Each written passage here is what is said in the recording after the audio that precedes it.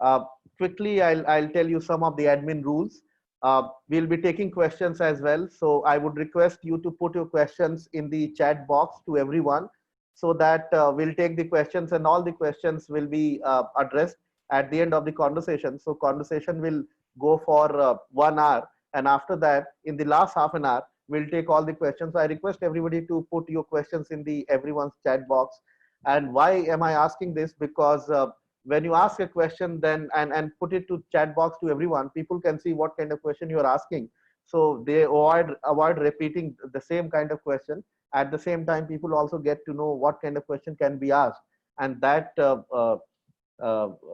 encourages people to form another question.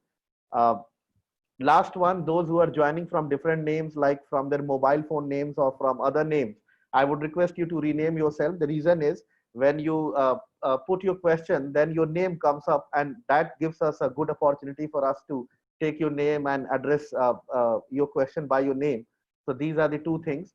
A lot of people have joined earlier. I welcome again. I welcome everyone to Ahmedabad University. This is a conversation series, and in today's conversation series, we have a very eminent panel. We have touched upon all the possible topics so far, from management to social, to from management to policy and healthcare. But today we are having a very unique panel where we have invited people from social sector organization, because they have performed a great job during COVID, and this is something unknown to people. And how do they see the world, and what do they have to say, is something that we need to know. So I will not take much of your time. I'll quickly introduce the panel. And I'm thrilled to say that we have a very eminent panel.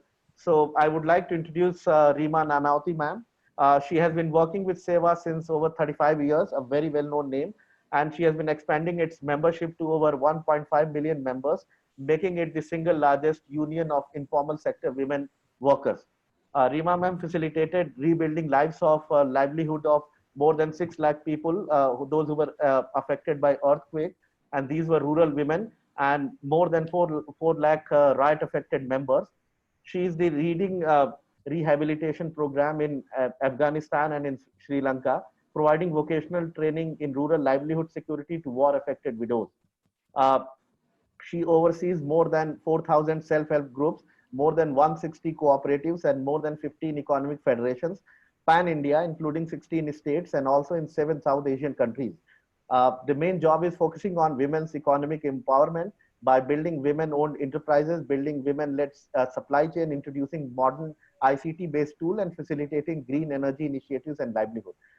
She is currently the member of the Advisory Council on Gender of the World Bank Group. She was also a member of the International Labour Organization High Level Global Commission on Future of Work. She was honored by Padma Shri for her contribution in the area of social services in 2013. She was invited as a member of the International Labour Organization High Level Global Commission on Future of Work, and she is the only commissioner representing the informal sector workers, self-employed workers, and rural workers unions in the entire commission.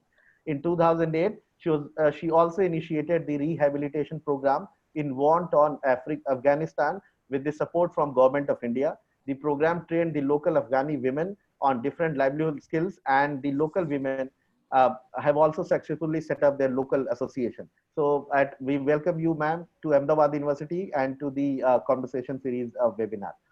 The next speaker in this series is Ms. Deepali Khanna. She is the Managing Director of the Asia Regional Office of the Rockefeller Foundation, overseeing the foundation's policy, advocacy, grant making, and strategic partnership in Asia. She previously managed Smart Power for Rural Development Foundation's flagship initiative in India, Myanmar, and Africa. She comes with over 3 decades of experience across Africa, Asia, and North America, leading social impact and initiatives for organizations like the MasterCard Foundation, Plan International, and UNICEF. We welcome you, ma'am, to the panel. The last speaker in this series is our own Professor of Practice, Professor Pankaj Vash. He was, before joining Ahmedabad University, he was independent board director for 3 years as Lakshmi Vilas Bank. He has spent more than 28 years with Accenture, and he was there as MD, and he was also part of global leadership team of communication, media, and technology. Uh, he was also the founding member of Accenture when Accenture came to India in 1987-88, and his contribution to Accenture's HR function in India BPO industry earned him the prestigious CEO with HR Orientation Award. So I welcome all of you and I welcome my guest. And without further ado, I request you to begin the conversation. Sudhir, thank you very much. Good evening, everybody. Thank you for joining us on this Friday evening for this webinar. I hope you'll find it both informative and inspiring. Excuse me. It's an honor and pleasure to be sharing this platform with two leading practitioners from the social sector who have devoted themselves to transforming the lives of the underprivileged. I've known both Reema Ben Nanavati and Ms. Dipali Khanna for a few years now, and I must tell you, they lead by example, walking the talk in every sense of the word. So we could have not asked for any better leaders to speak to us about the social sector. One acronym you're likely to hear today is SSO, social sector organizations. You also probably hear NGO, non-government organization. So that'll just hopefully make things clearer to you. In this session, we will cover three primary topics. What impact do SSOs have on the lives of those that they support? How have SSOs leveraged new technologies to magnify and extend their impact? And how can each of us individually and collectively contribute to their cause? I was reflecting on the results of the poll questions, and it does seem to me that our topics today will address some of those views. The question 2 results said funds was a large issue that SSOs have, and that there's a large concern about lack of delivery, and that both operational and financial challenges are what SSOs have to deal with. So the way I see it, in today's topic, we will talk about the impact these organizations have in many situations, which will hopefully address the view that delivery is an issue. And I also believe when SSOs can deliver impact, that will encourage people to support the organization and provide funding. So hopefully some of those views that the audience has expressed, we will be able to provide them more clarity on this. The way we will run this, there are three topics. I will tee up each topic and ask our speakers to share their views. I will keep my comments to a minimum because you're here really to listen to them and not to me. So Reema Ben, Dipali Ben, good evening, welcome. I'd like to start the first topic, if that's okay with both of you. Okay, so I'm assuming that's a yes. So we'll first talk about impact. Now, as the poll reflected, the tangible impact that organizations in the social sector, SSOs, have delivered at the grassroots level are often not well known, as media coverage tends to be limited. These are not necessarily headline-grabbing news items. As a result of this, citizens are often not very aware of the tremendous widespread benefits that a large number of individuals have received through the good work of SSOs. And I have personally learned about this over the last 2 years. And some of those examples are really astounding, how the lives of these people have been transformed from being extremely marginal to now self-sustaining. So I would like now to really use this opportunity for our esteemed speakers to share some examples of what their organizations have been able to deliver to their constituents, sharing with us some summary of the change initiatives, what the situation was before and after the initiative, and some sense of the number of people who benefited. So really impact at scale. I will first request Reema Ben to provide her views and give us some perspective on some of the change initiatives that she and her organization have led. And I believe that there's a video that we have to show from a member from SEWA who will talk about how her life has changed. So Reema Ben, over to you. Namaste and thank you very much. It's been a great honor and a privilege to be here speaking to this august audience and to the Ahmedabad University as well. I speak here on behalf of the 1.7 million members of SEWA, and what has been the impact on their lives. So I would first like that if we can see the video, that itself will give you the testimony that, you know, how it helps in changing the lives of the members of Seva. Yes, ma'am. I'll quickly share the video.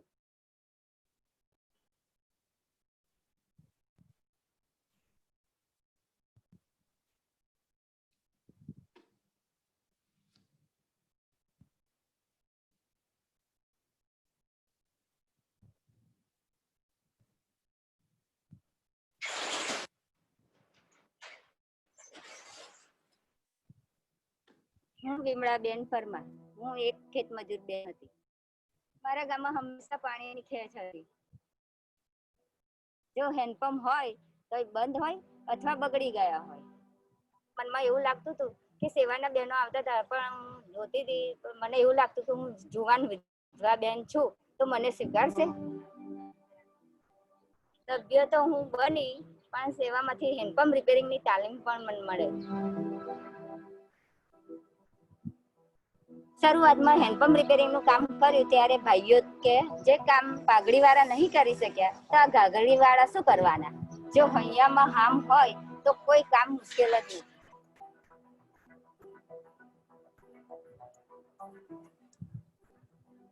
અમને સંગઠનનો મજબૂત ટેકો હતો. આજે મારી સાથે બીજી 300 બહેનો જોડાયેલી છે. મેં લીધેલી તાલીમ આજે હું બીજાને તાલીમ આપું છું. આજે સરકારે પણ અમારી પર વિશ્વાસ મૂકી તો આખા આણંદના હેન્ડપંપ રિપેરિંગનું કામ આપ્યું. જો હું સંગઠનમાં ના જોડાઈ હોત તો મારા હાથમાં રોજગારી પણ ના આવત અને આખું ગામ મને હેન્ડપંપ વાળા બેન કહીને માને ના આપે.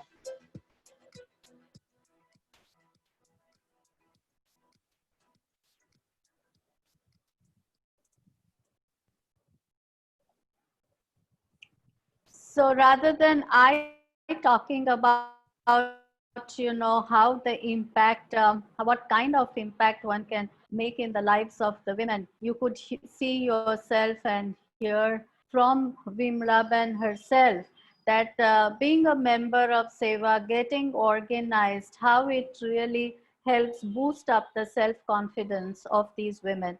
But I would also like to begin by referring to the history of the voluntary movement in our country. I will be referring mainly to the recent history.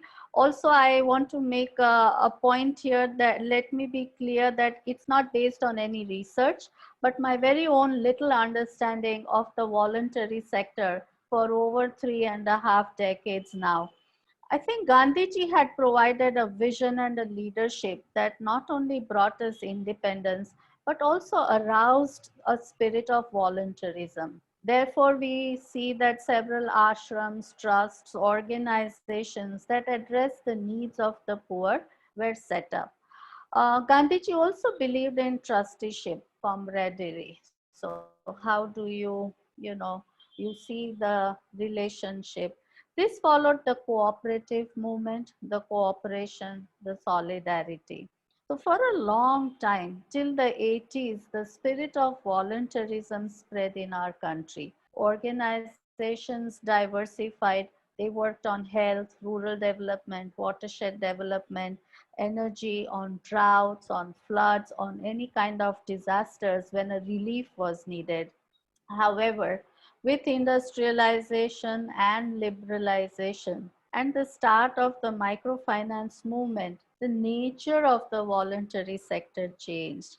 And with globalization in this 21st century came a whole range of different sectors. The reason I'm saying all these things is because, you know, for the young students in the university, I think it is very important for them to understand that the early institutions, like the poor themselves, continuously innovated for their survival. So today we are a 50-year-old, almost a 50-year-old organization founded in 1972 by our founder, Elaben Bhatt. And we follow the Gandhian values and principles in organizing. At Seva, we always say that the one who leads is the one who puts the others before themselves.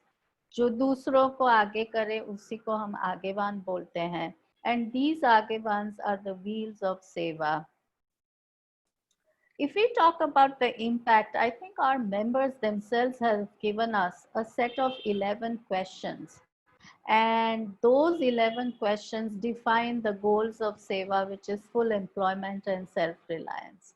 And these are that, do members of seva have regular employment? Is their income increasing? Do they have a proper roof or a shelter? Do they have access to better nutrition? Are they able to organize and be members of different organizations? Do they have opportunity to build their capacities? Do they have access to education, healthcare, asset creation? And I think it is these set of 11 questions with which the members themselves evaluate and assess that how seva has been impacting the lives and livelihoods of the members. So therefore, what I want to say here is that it is a member-owned, a bottom-up approach that one has, and therefore there is a sense of ownership and belongingness. She feels that this is my organization, and therefore, it also, therefore, at Seva, we believe that the spirit of voluntarism, as I understand from our work at Seva, is accepting voluntary poverty, selfless service. Unless and until you put the members in the center, understand their issues, their needs, what makes them vulnerable, and organize around it, then I think it builds a strong sense of solidarity. It brings mutual accountability, and the members feel that this is their own organization.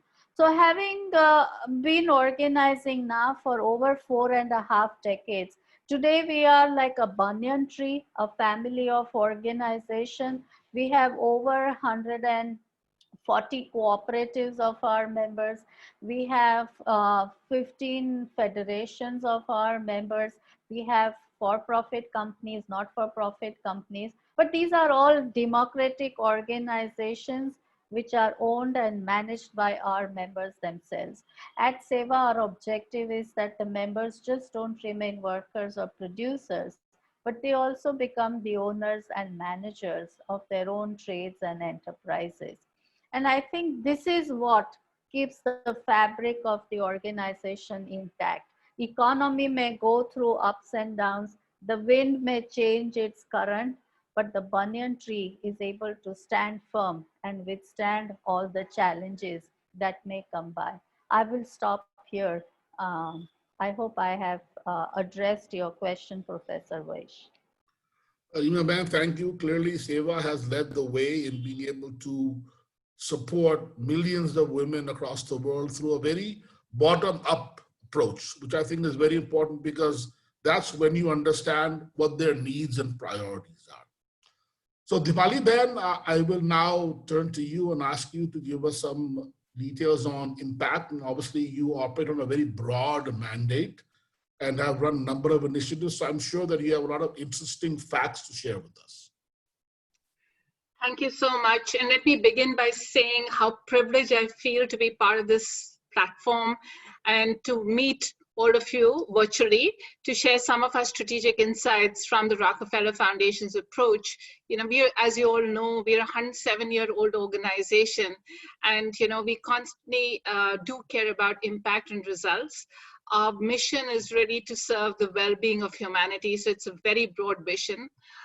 Before I get on to really sharing some of my thoughts, I also wanted to thank the Ahmedabad University, particularly Ravi and Sudhir, for giving me this opportunity to be part of this panel today. It's really a privilege to be sharing the stage with you, Rima Ben. You're somebody that I deeply admire, and you're a role model for millions of women, including myself. So it's really an honor. And of course, a shout out to Professor Pankaj Vaish, again, whom I deeply respect, and I've learned so much from him in my interactions with him over the last 2-3 years. So when you're looking at the role of civil society, I really think it's all pervasive. When it really comes to looking at relief and welfare work, civil society organizations have had a very long history, which is one of truly ensuring the well-being of everybody.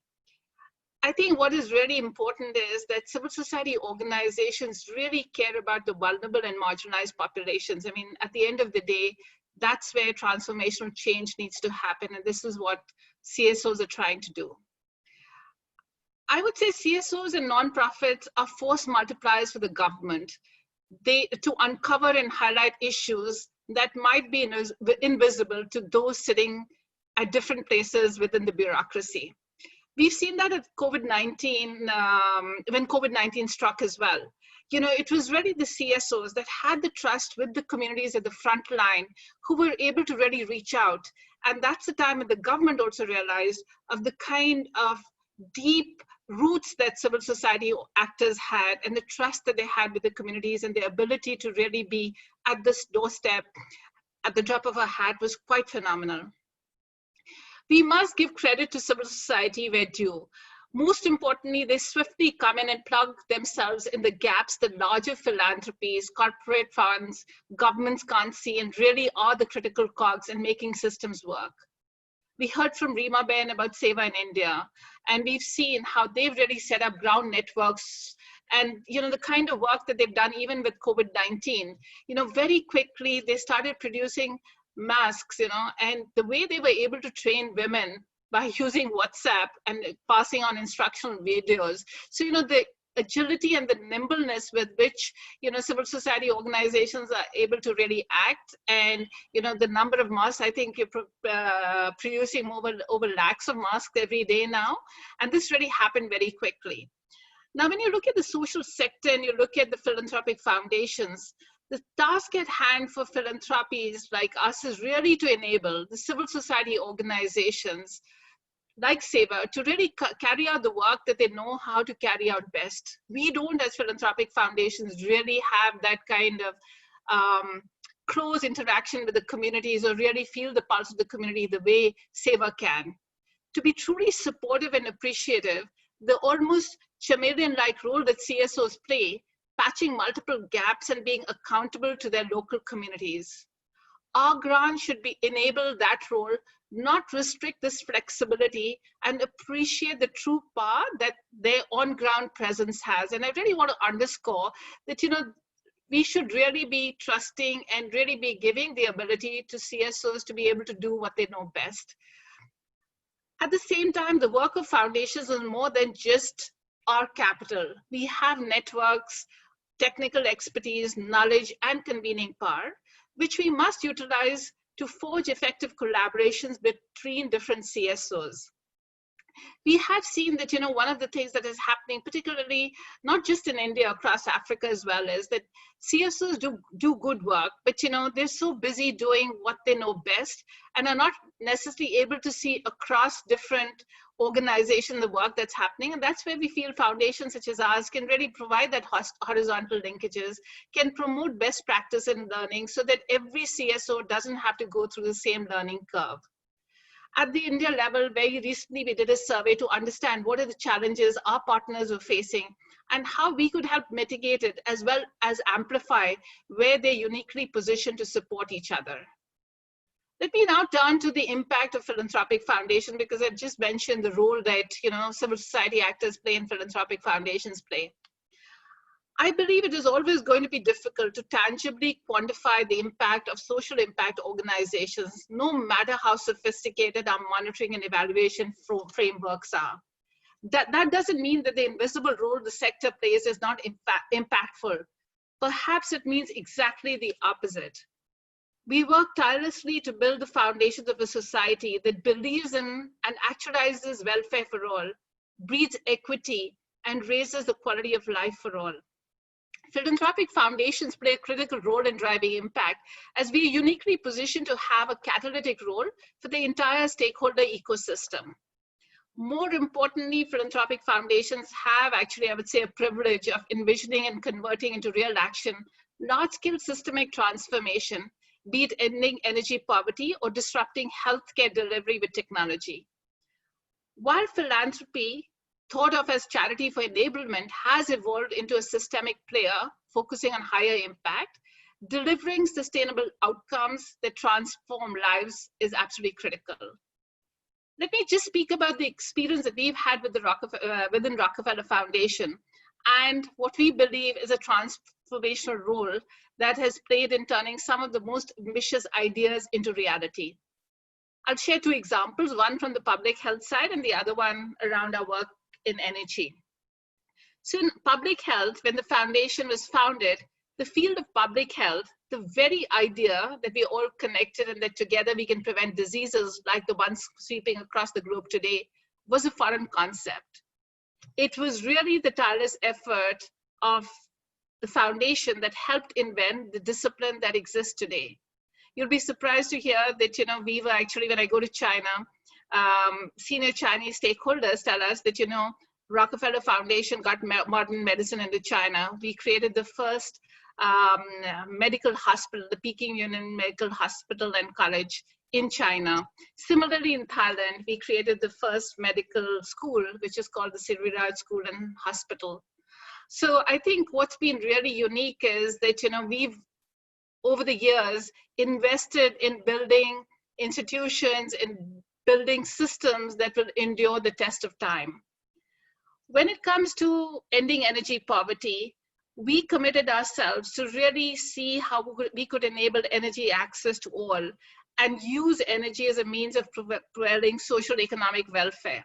So, when we kind of started looking at why people don't have access to energy and what the government was trying to do, we felt that the private sector could be playing a very, very important role, and how we put all our energy in terms of trying to really understand how the private sector could really start providing renewable energy to villages in different parts of India. So we started with UP, Bihar, and Jharkhand.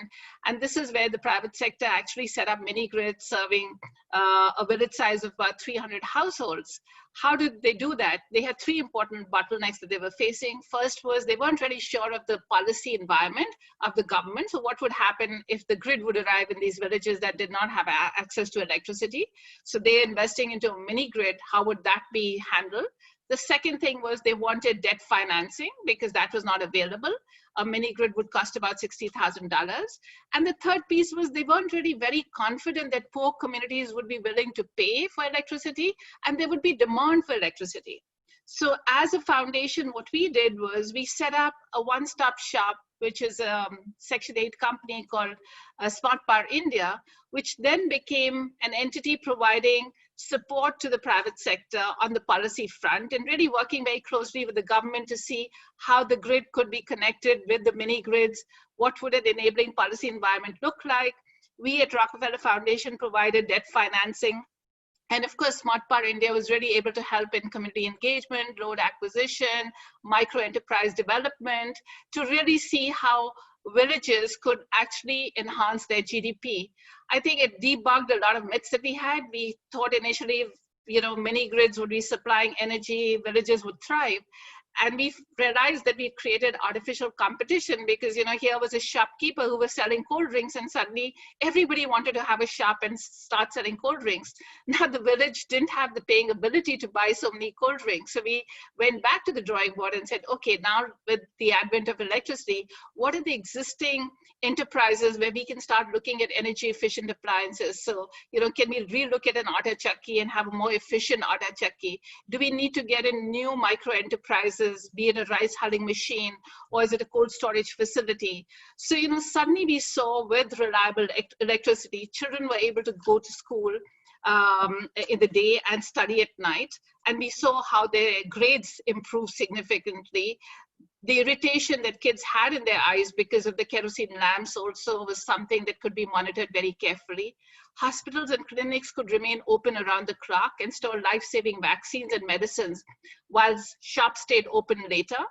Economic benefits multiplied and lifted up communities, regions, and countries. And again, for us, we have a very rigorous system whereby before we went into a village with the private sector that set up this mini grid, we actually did a baseline study to really see what was the situation.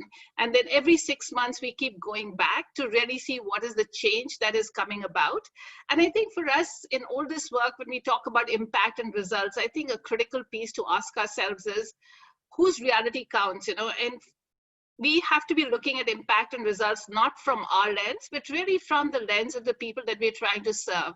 So is the villager in village X really satisfied with the service which is being provided? And if not, you know, what needs to be improved? So when we go back every 6 months, it's also an opportunity to really have an exchange around what is working and what is not working, so that we can really be truly accountable towards the well-being of the customers that we're trying to serve.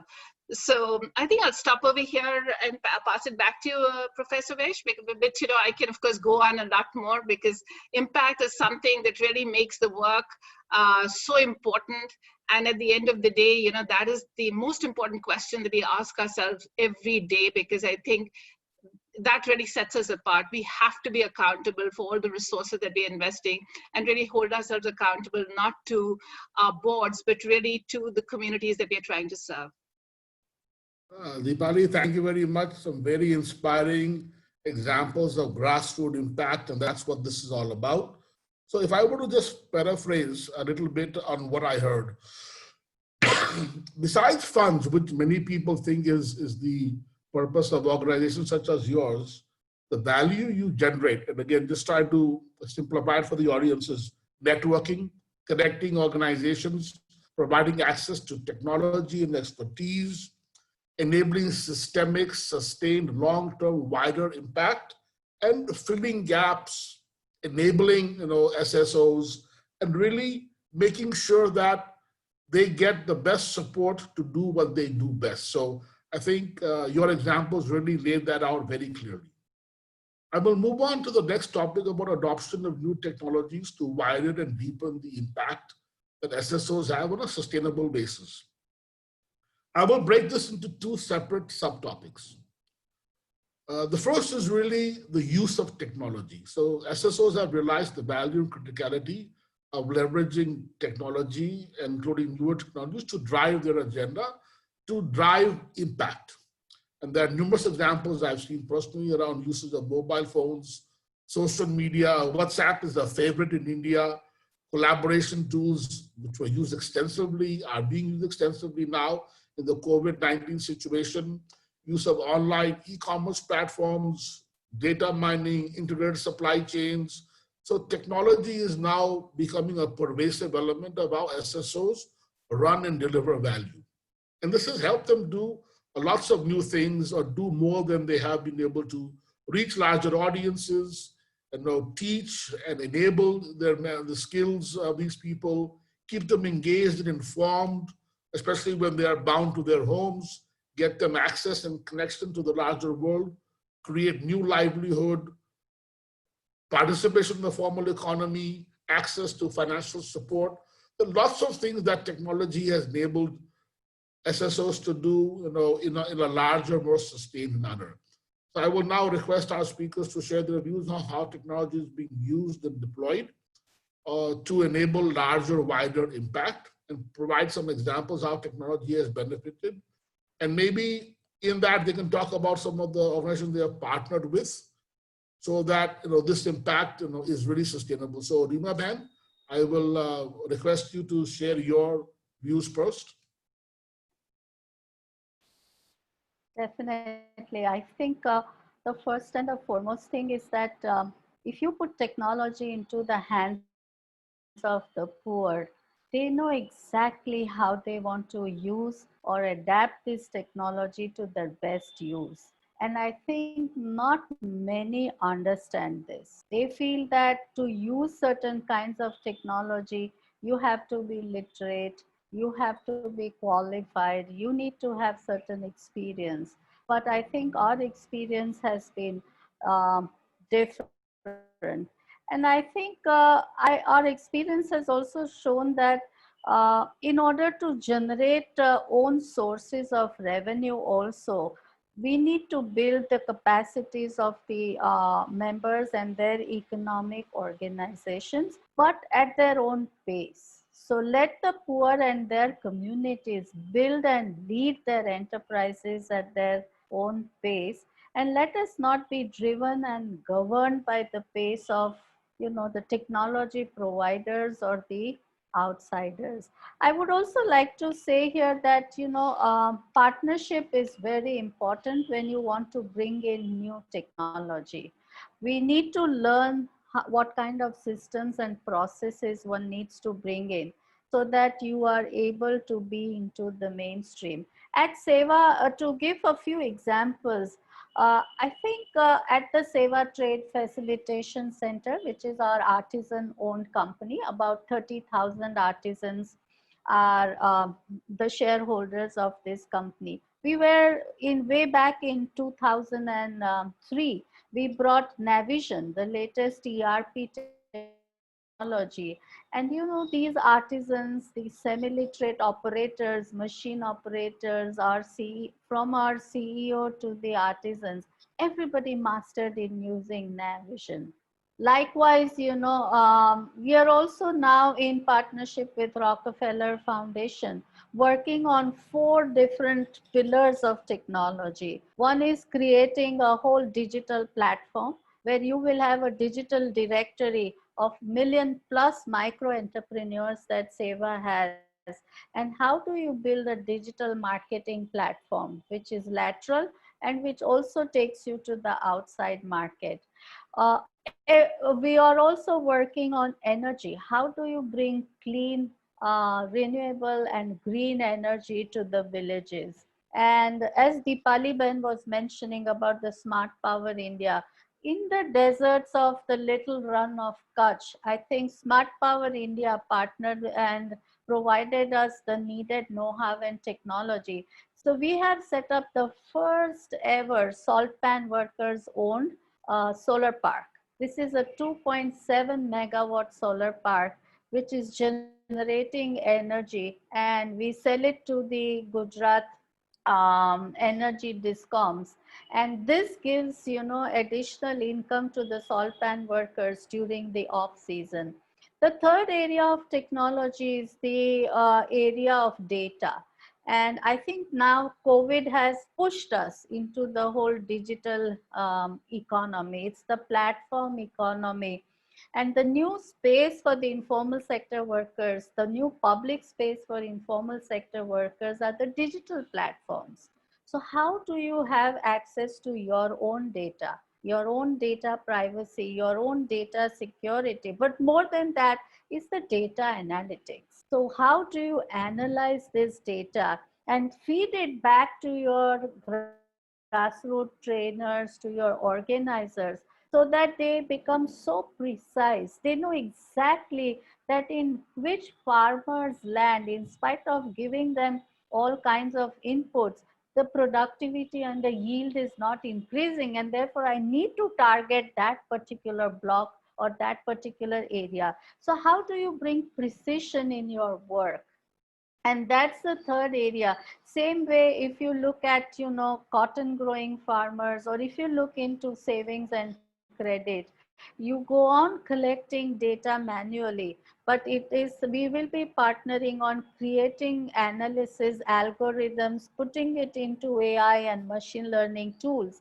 And how do you therefore optimize and make your own district federations far more efficient, to look at which are the women who have saved more, over a period of time, which are the women who have just stagnated, and therefore put in all your effort where it is needed. And that's how the impact could be far more.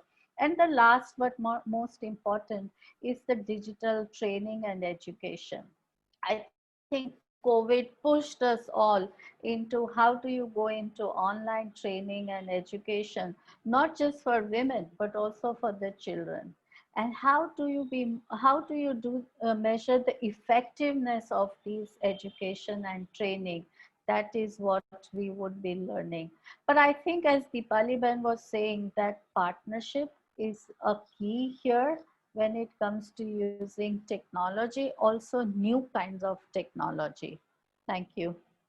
Thank you. And I think the audience would have got a very good sense of the pervasive adoption of technologies by SSOs for a variety of different aspects, whether it's connecting consumers to the members for sales of product, whether it's enabling infrastructure improvement, skill improvement. So, Ben, I think your examples were excellent.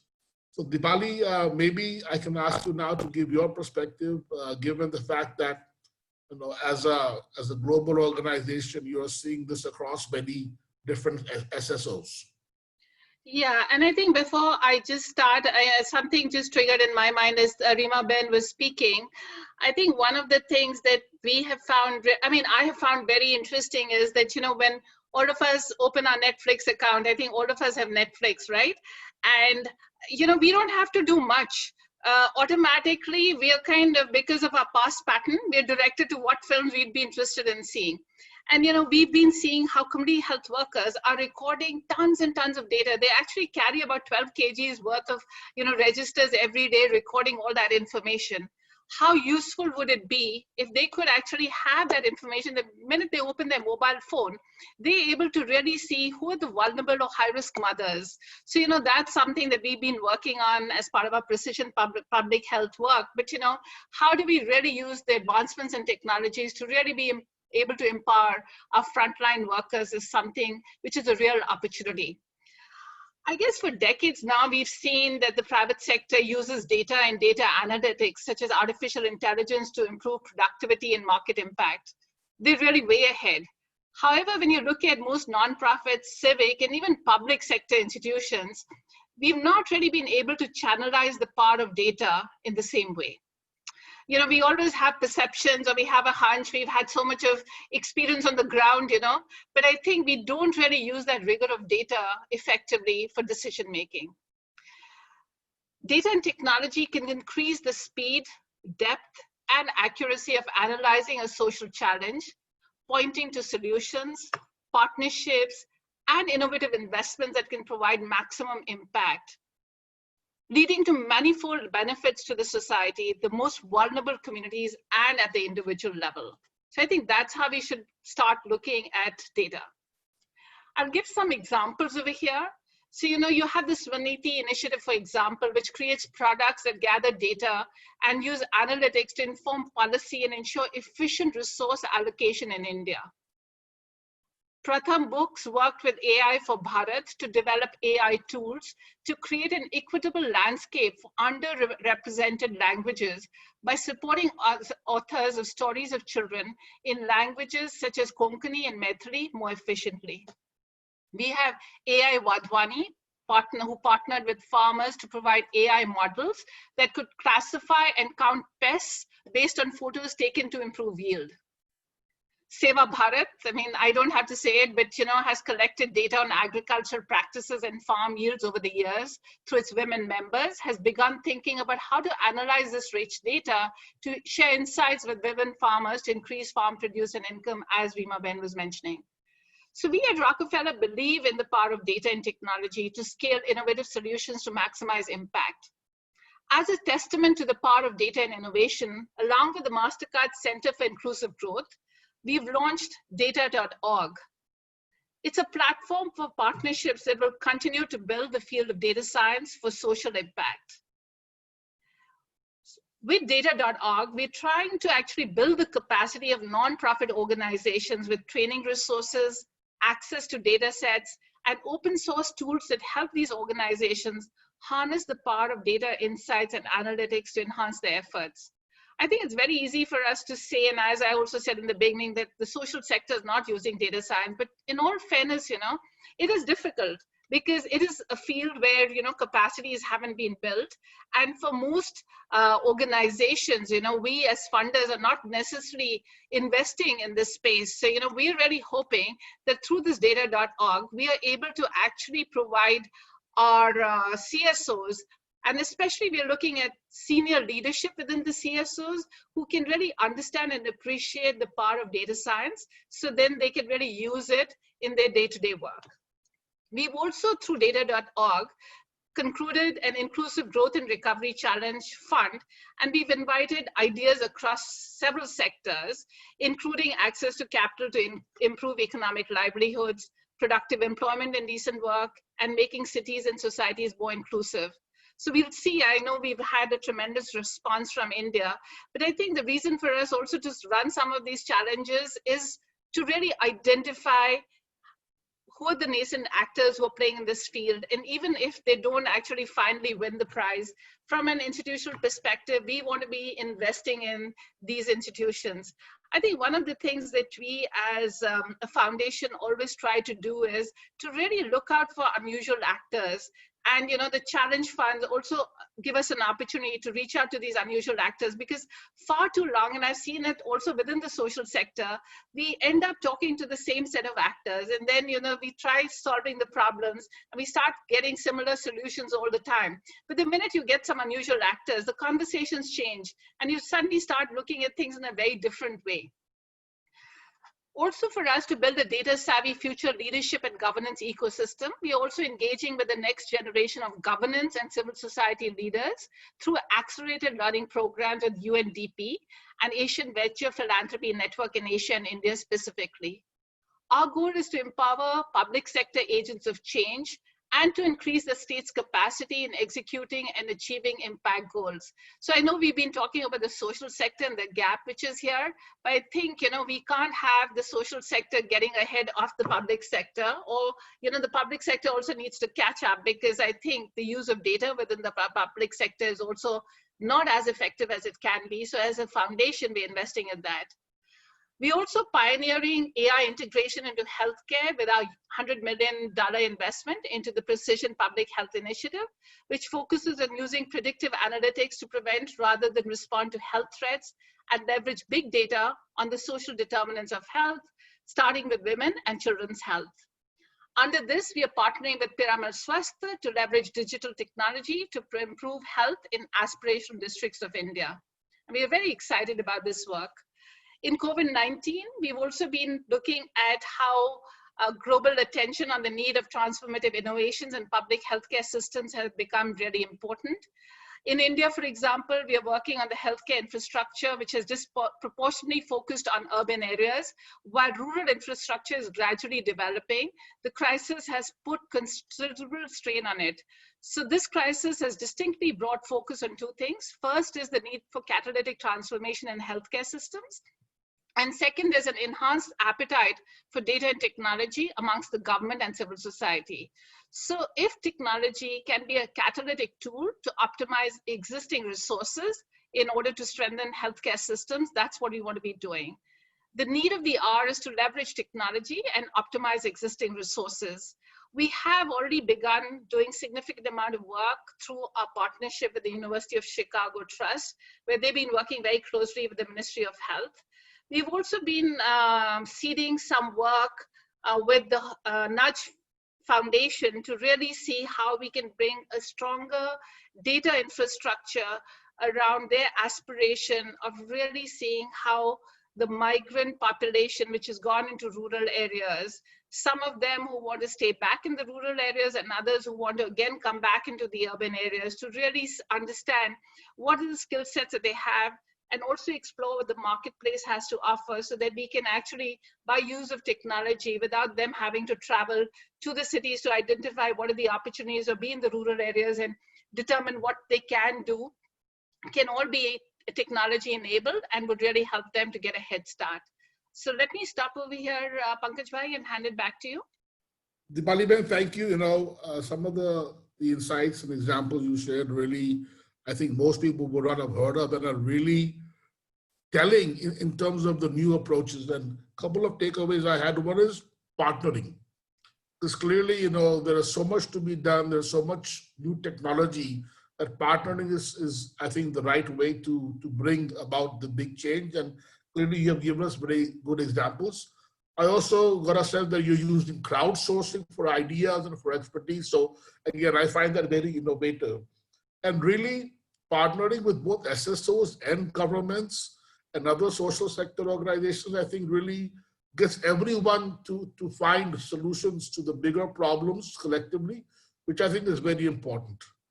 Two other points that I took away. One is the use of data mining and analytics and data management probably has two broad aspects. One is data for action. How to understand what is happening on the ground, where are the challenges, where are the opportunities, who are the people that need to be supported. So the whole technology used for identifying focus areas. The whole thing about precision, and even we then talked about where is the farmer's productivity not improving, etc. So I think it improves really better focus, but also data for impact, using data to determine the impact that is now being seen from these initiatives. So Rima Ben, would you like to add anything more around this whole uses of data mining, analytics, data management, either on data for action or data for impact? Sure, thank you so much. I can come up with a whole list, but the first and the foremost is that we have digitized all the 1.7 million members of SEWA. So, we have access to the real-time profile of our members. And what we are working right now is on how do you assess the impact based on the 11 questions that I had just mentioned earlier in your very first question. The second is that our agribusiness initiative, Rudy, we now have close to 4,500 rural saleswomen. We call them as our Rudy bands, who go from village to village, door to door selling. And it was becoming very difficult to have inventory management. So when the demand was there, we were not able to match with the supply. So we developed a whole mobile-based application, which now, these Rudy bands are using. And it has helped us manage the sales inventory, in inventory management. And what we are working now is how do you put that data into AI and use it to understand the customer buying trends and preferences. And so the Rudy bands can then, stock up their supplies, so their working capital is used very efficiently. And the third and the very recent example I want to give, which was in the COVID, which organically helped us build a whole new enterprise, is how do you connect the vegetable growers with the vegetable vendors using online platform, both for managing the supply from the farmers in the villages and managing the orders from your customers. And we are not just using digital platform, but we are also using electric rickshaws. So it's a whole clean and green initiative, and how technology can really transform. It brings so much of dignity to the farmers as well as to the vendors. She's no longer sitting on the streets and vending, where the municipal authorities and the police see that obstructing the traffic, blocking the streets of the city, but she's now a delivery person. She goes in the electric rickshaw and delivers her vegetables. So, and we are very grateful to Ahmedabad University, to the Vice Chancellor, for helping us build a whole robust supply chain. So I think that's where, technology plays. And I think I would again say that it's the partnership. It's an era of partnership. We alone cannot be doing and reinventing, but how do you, share the knowledge, the know-how, the systems and the processes. It is a matter of how do you equip and enable the poor and their enterprises to enter into the mainstream. That is what I wanted to say when Rima, it comes thank to you. technology. Your examples are so telling, about making changes, in the lives of members through technology, and that then becomes sustainable because now they are empowered versus dependent on somebody else. Dipali Ben, would you like to add any more comments before we move on to our next topic? I think I wanted Reema Ben to speak a little bit about the health work also in the use of technology, which I think is very exciting because, you know, we've been seeing with COVID-19, we are being forced into innovating. So Reema Ben, do you want to touch on that also? Sure, thank you so much. I didn't want to eat into your time space, but as I said, I can go on and on. But you know, COVID, we were all forced into using technology, and we have all become a technology digital organization. But the question here was that how do you catalog and track as to what is the status of your members when it comes to COVID related infections, or when it comes to their having NCDs or the immunization status of the children. So how do you track all these data? And that's where I think Rockefeller Foundation has also partnered with Dimagi. That's an organization. And we are training a whole cadre of our health workers who are in the field on capturing all these data real time in terms of their status on COVID infection, post COVID, what is their status, you know, their age group, their blood parameters, the NCDs, everything. And then how do you convert it into different forms of analysis? And that's how you work on the health and livelihood integration as well.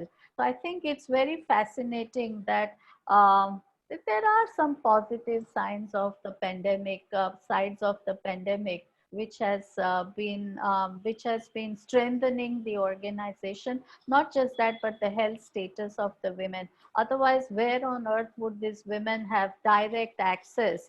And I think the other innovation that we did was we integrated this mobile application with telemedicine.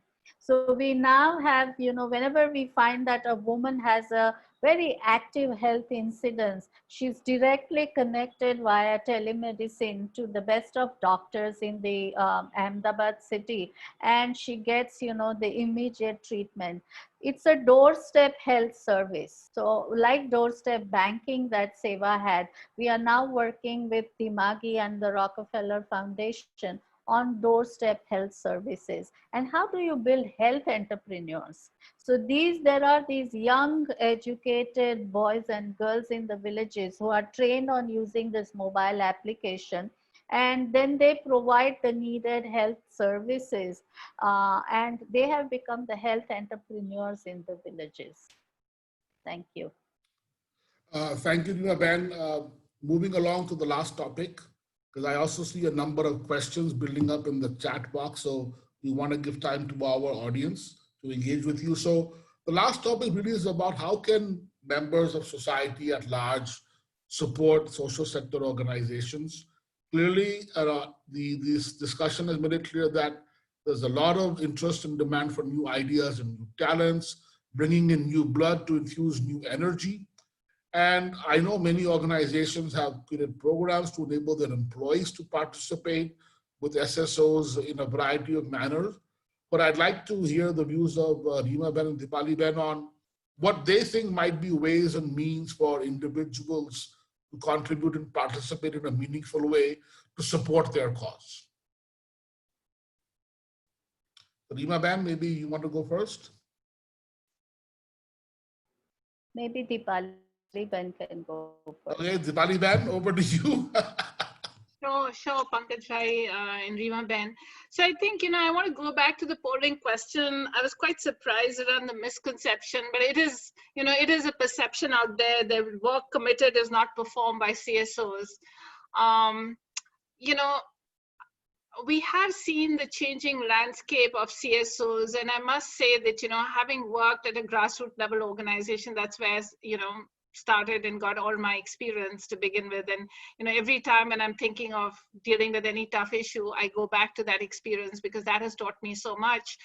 So now still to have this perception that, you know, the sector is not committed and is not performing, it's unfortunate. I think also, you know, during COVID-19, it became so apparent that, it was the civil society organizations, as I said early on, who were right there trying to do whatever best they could, with very meager resources.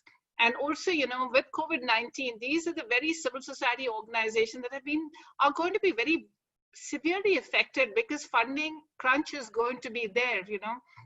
A lot of the CSR funds, which normally would come to these organizations, have now all been put into, the funds for COVID-19. So I think the sector, which was so responsive, which had the trust of the community, didn't worry about the COVID-19 infections, risked the life of their staff. And, it's also very interesting where, when we are coming from a foundation world, or we are coming from the private sector, I mean, every individual working in a civil society organization, Pankaj Bhai, has so much of commitment. It's not a job. It's a mission. It's a way of life. That's what. Sorry? It's a way of life. That's how they live. It's a way of life, and even here, the foundation world, when I hear things about work-life balance and, and I'm saying, like, you're working for an organization, you're kind of dealing with people who have real issues. You can't just say that this is a 9-to-5 job. So I think, it has to be that whole ethos, and I think every individual has it. None of us are special and we are doing more or less. I think all of us, the way, the values that we're given, how we are brought up in our own families, etc., part of the Indian culture, we all want to be giving, we all want to be doing good. And I feel that, everybody on this call is doing that. We need more and more people to be really becoming part of this work. And also, as you're becoming part of this work, ask the difficult questions, try and unpack. If you're not able to see impact, then, raise the right questions, rather than just kind of condone the sector and say that this is not performing. We need fresh blood. We need fresh ideas. We need people to come challenge, to help us do things differently. I think also with COVID-19, one of the amazing things that's happened is the kind of collaborations that have just happened. I think we've used the word collaboration and partnership a lot in this session, but Pankaj Bhai, it's a very difficult thing to do. You have to forget about your egos, you have to forget about your logos, you have to forget about your brand, and it's hard, but COVID-19 told us there's no way any one of us can really operate and be successful. The only way we'll be able to address any of the issues that the pandemic is posing is through working together. And I think, whether it was the government, the agility you've seen on the part and the nimbleness on the part of the governments, private sector, social sector, individuals, everybody's just rolled up their sleeves. Now, how can we really make this really a way of life? How can we really use this as an opportunity to see how we're going to be working together to strengthen our systems? Because, we heard a lot of people, all the, scientists said a pandemic was coming. We did not pay attention. Now is a moment where let's all of us come together and say, let's not wait for another pandemic. What is it? How can we strengthen our systems? How can we be better prepared? How can we be much more resilient? So a plea to everybody, this sector really needs all of you in whatever capacity, whether you want to be joining full-time, you want to volunteer, you want to intern. I mean, there's space for just about everybody, because each of you has so much of talent and expertise that the sector can benefit from. Back to you, Pankaj Bhai. Thank you, Dipali Ben. So, Reema Ben, I know Seva has engaged with many institutions, have offered internships and other opportunities, but maybe you can share with our audience some thoughts on how they can support the cause. Definitely, but you would be in a far better position to say that, because you have experience of working with us, sending students also to come and work with us. But as Dipali Ben was saying, I think definitely there's ample opportunities.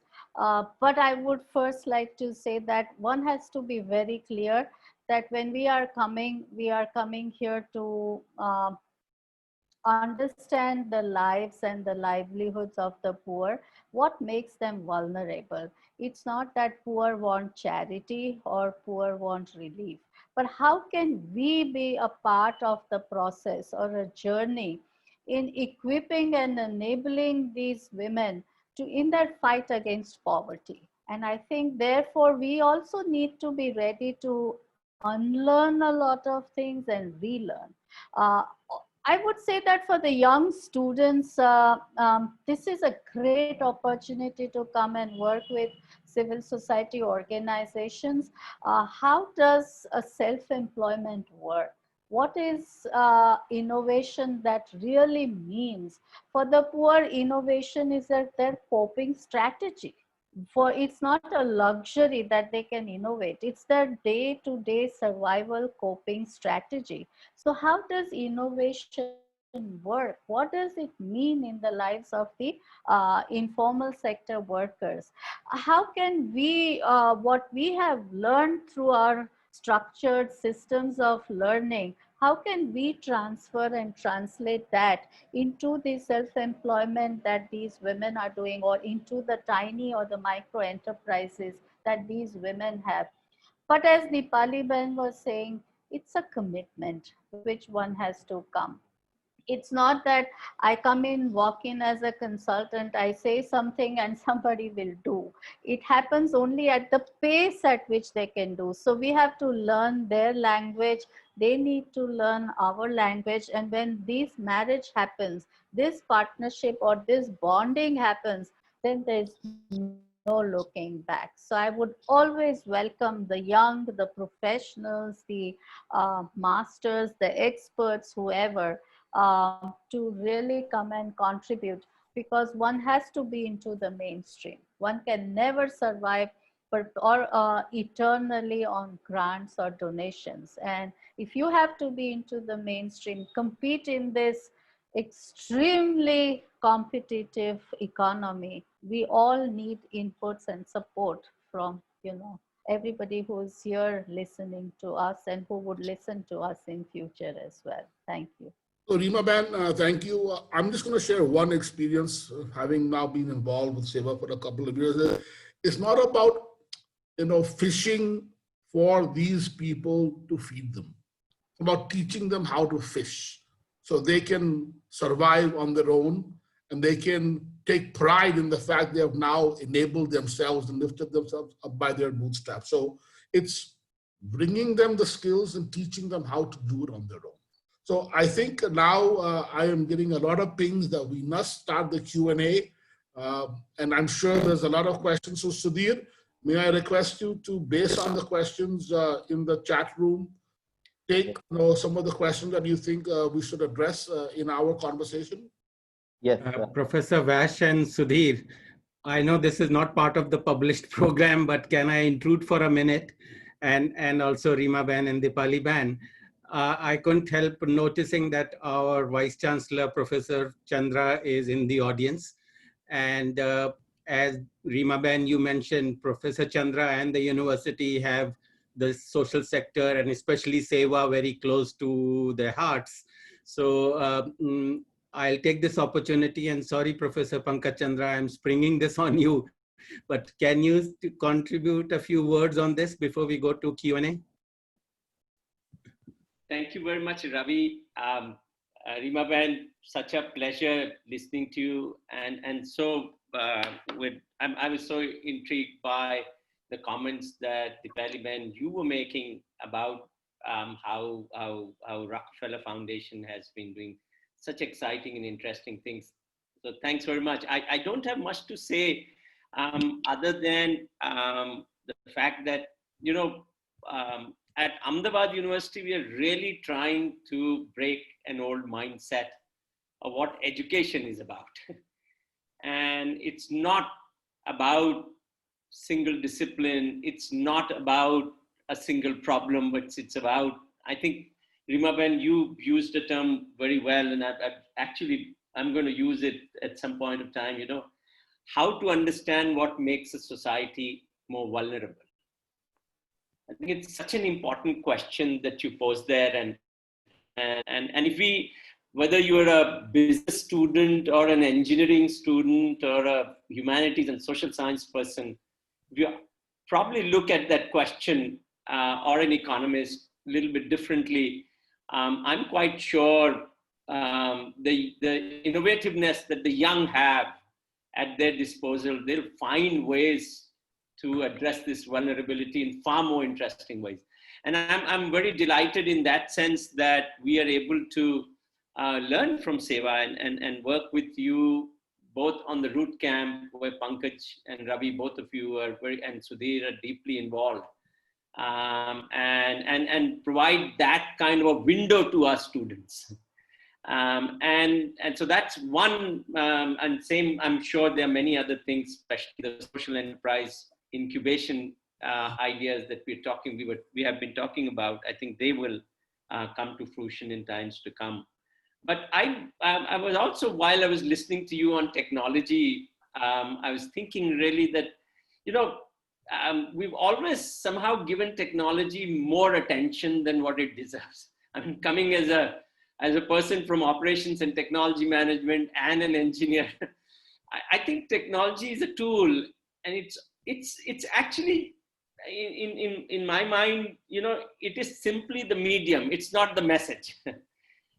And I think if we can use this medium so powerfully, as both of you have talked about, in creating new opportunities, I think that would be the message in my mind going forward. And if you look at whether it's healthcare or food or even transport and environment, I mean, the state is moving away one by one. And I think these are very interesting spaces where opportunities can intersect and be created if we use both technology as well as perspectives that both of you have mentioned. I've really enjoyed and learned phenomenally from both of your comments. So thank you very much for this evening.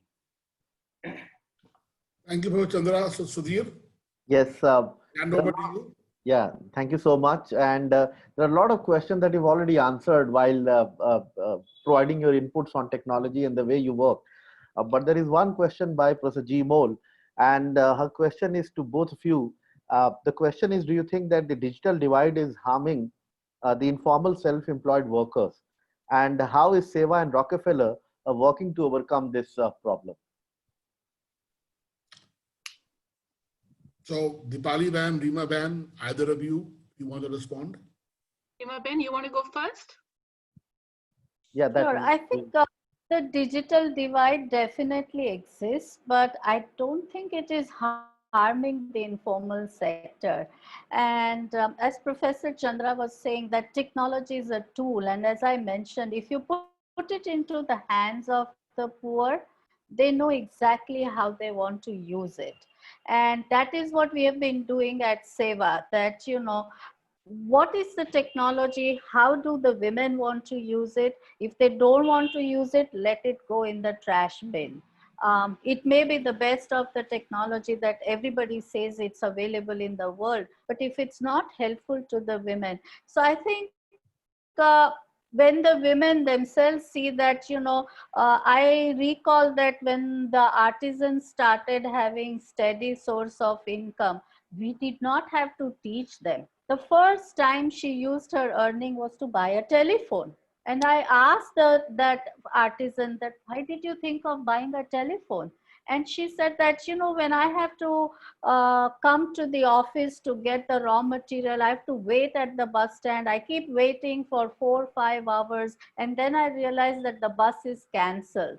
And then I look for another means of transport. When I reach the center is closed down. We didn't have to teach her that, you know, how she needs to use technology. We did have to teach her management as well. She knew exactly how to put her savings to the best use. So I think this is how, you know, the informal sector is growing in our country. Today, 94% of the workforce in India is in the informal sector. So I think it's the formal sector which will have to worry that if the informal sector starts using and mastering technology, what will the formal sector do? So I think that informal will be the new mainstream in the post-COVID world, and the formal sector would be the new minority. Thank you. Thank you, Dima Ben. So Sudhir, maybe we'll just move on to the next question. Yeah, the Dipali, if you have some comment on this. Yeah, so I think from my perspective, there is still a digital divide issue. And I think, we are seeing poor children, like, right now, virtual classes happening, the access to them really taking advantage of what the virtual classroom can offer is an issue. So I think organizations such as ours definitely need to be looking at this much more strategically, making the right investments so that we can really enable poor, vulnerable communities to have equal access. Because I think the future is going to be one where technology as a tool will become an absolute critical piece for development to happen. COVID-19 has already shown us, the kind of opportunities that, are there, which are immense. So how do we really ensure that the poor, vulnerable communities benefit from it and are not left behind? So we have to be pushing towards a more inclusive, equitable agenda when we're looking at digital, and we have a responsibility. So definitely this is something we think a lot about, and are really trying to see how we can play a strategic role in ensuring that this really becomes equitable. Thank you so much. The next question is from Kopal Agrawal, and the question is, and to both of you, but the question is addressed to Seva. Has Seva worked on increasing the penetration and helping rural women switch away from solid fuel to cooking? And what steps have been taken towards this?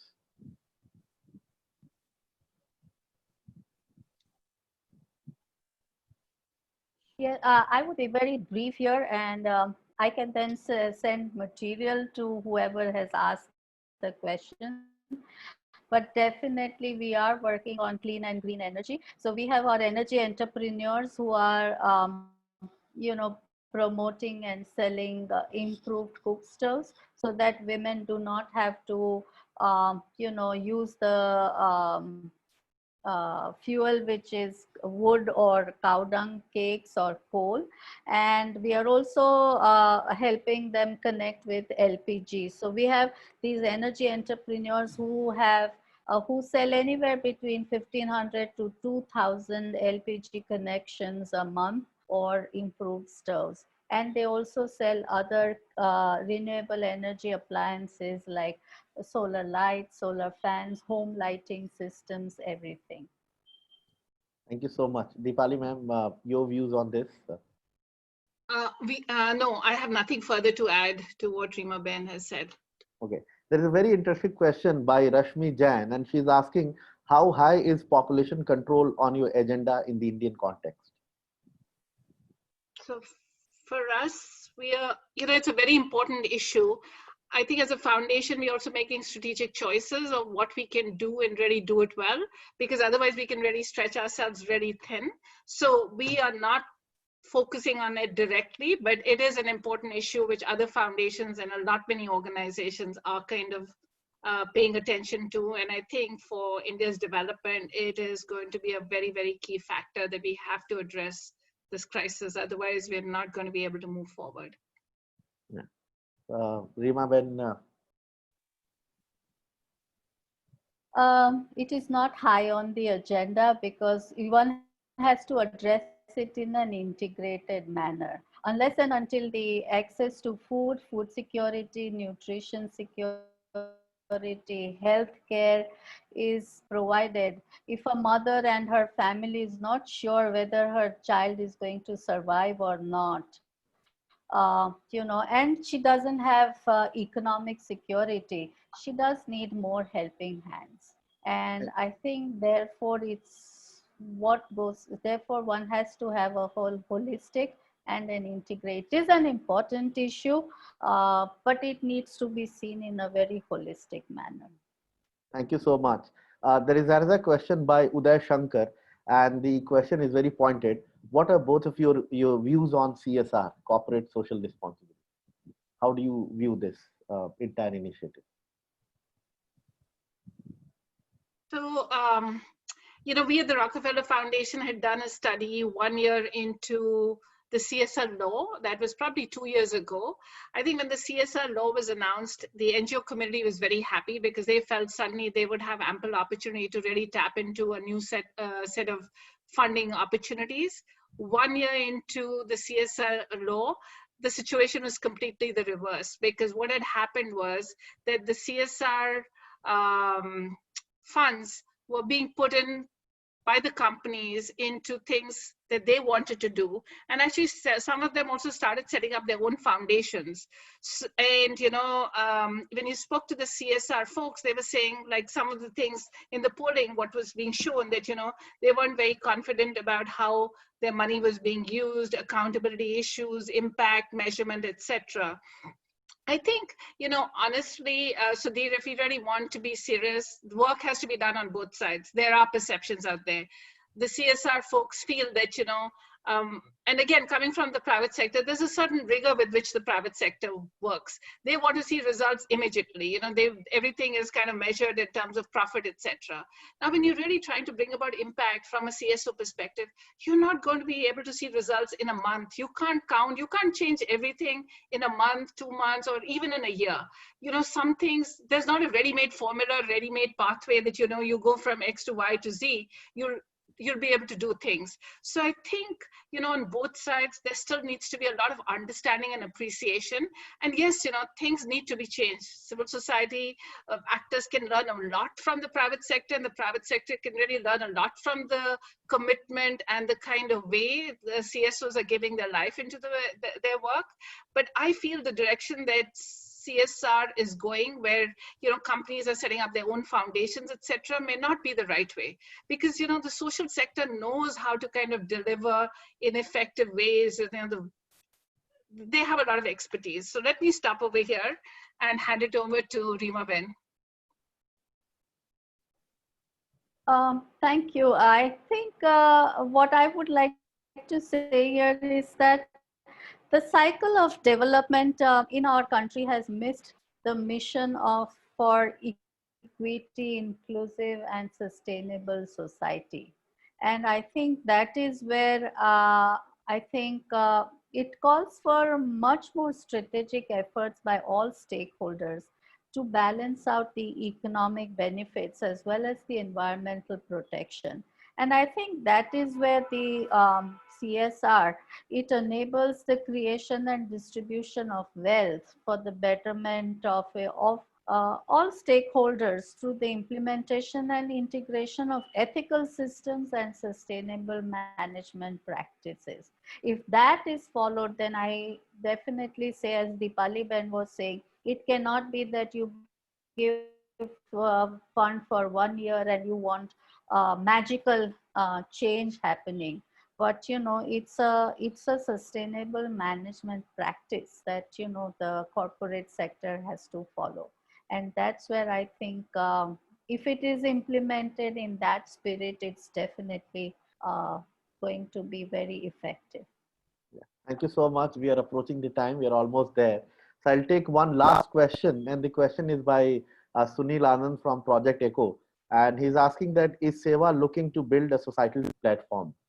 I hope it is of digital kind, because that was not mentioned clearly in the question. But oh, thank you to Rockefeller Foundation and to Ahmedabad University Root Camp students, and also to Professor Chandra and Professor Vaish. We are setting up a whole platform for connecting tiny micro entrepreneurs to the market. We call it as Seva Bazaar. And that's what is the kind of a societal platform that we are looking for. That, you know, any micro entrepreneur in the 18 states where Seva is, and we build a digital directory. Of course, our pace is slow because, you know, it's a huge responsibility on the organization that where 93% of the workforce is in the informal sector. But that's what we are aiming at in the coming years. thank you so much. There are 2-3 more questions, but I would request participants to connect with you. I can provide the Sudhir, to me, take 1 or 2 more questions. If people are, if Dipali Ben, Rima Ben are okay, we can take a few more questions. Okay, so then I can go ahead. I have a bunch of questions.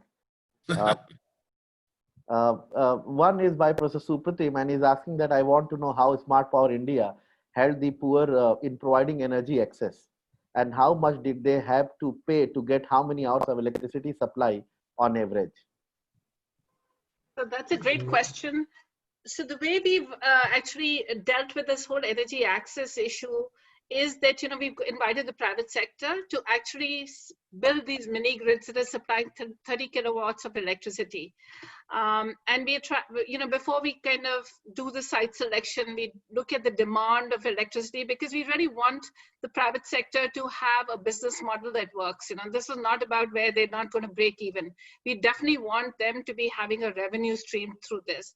But at the same time, we want to really ensure that these villagers who are particularly vulnerable and marginalized have access to reliable electricity and quality electricity. Because what is happening right now with the Saubhagya program, we've all heard all villages in India are connected to electricity, but the electricity that they're getting is probably from 3 a.m. to 5 a.m. in the morning. And maybe I'm just kind of getting an exaggeration, but you know, a person in a village cannot be running his micro enterprise, you know, if he has to rely on energy, if the electricity is only coming for 2 hours, and that's 3 a.m. to 5 a.m. in the morning. So through this work that we're doing, we are making sure that, you know, the villages know exactly, the model is such, it's providing 24/7 electricity. The pricing is definitely higher than the grid electricity, but, you know, the returns have been so phenomenal. You know, I think the payment rate was, if I recall correctly, was about 97.5%. And I think why people wanted to pay was because they could hold that mini grid operator accountable. If there was a downtime of even 30 minutes, they would go and bang the mini grid operator and say, we're not going to be paying you because, you know, you were supposed to be providing us 24/7 electricity. So, you know, I think there's a myth where people feel that, you know, because this is a poor marginalized family, you know, you can give them anything. No, they also deserve quality. They deserve dignity, and they will pay, you know, whatever everybody has to pay. But, you know, how do you really make them at the center of all the work that you're doing and build all that around? So I hope I've answered the question. But I think, you know, what has really been phenomenal is to really see how you let the villagers be holding that private sector operator accountable for every penny that they're spending, and making sure that they deliver results is how this model is working. Thank you so much. There is one more last question that I have, and that is by Ashini. And the question is to give you a little bit of a background. She is an international relations student studying migrant populations in South Asia, and the role of SSOs and CSOs in facilitating ground level reform for them. In this context, she is asking to both of you, could you both please elaborate on the roles that your respective institutions have taken to help workers, specifically females, forced to migrate due to the conditions created by the COVID-19?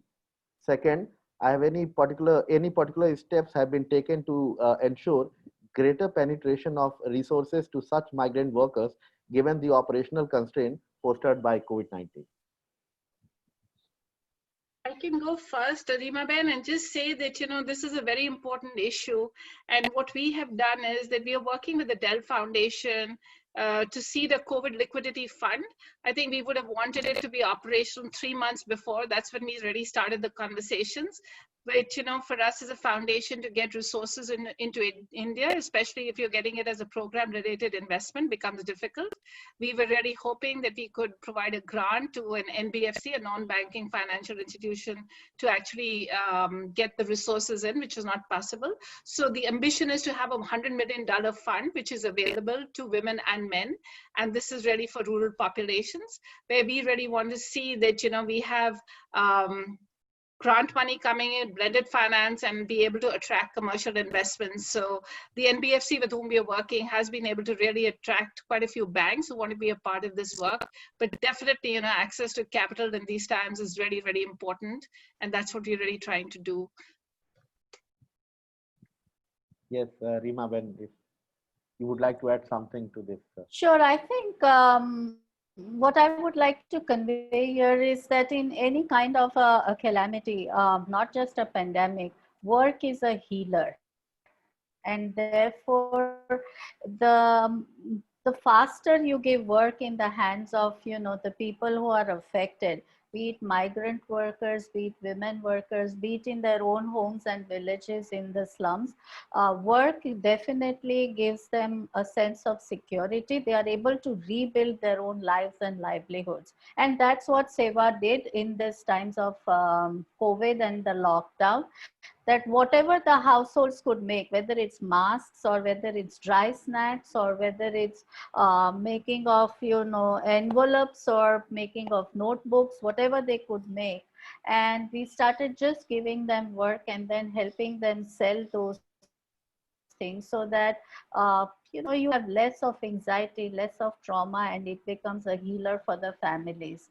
And the second thing, that, you know, in an immediate times when there's no need of duplication, and so our organizers and grassroots leaders tried to make sure that the government relief packages reach to each and every affected migrant worker. Whatever document they needed, we made sure that the local government offices issue those temporary documents and they get access to these government relief packages.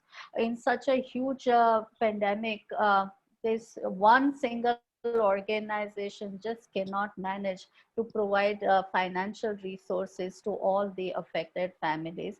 And last and most important is that how do you then stabilize their work and livelihoods? And that's where Seva has built a livelihood recovery and resilience fund, which is, as Dipali Ben was saying, it's a blended pool of finance. So we use grant money to bring in new technology and a patient capital, which works as a working capital.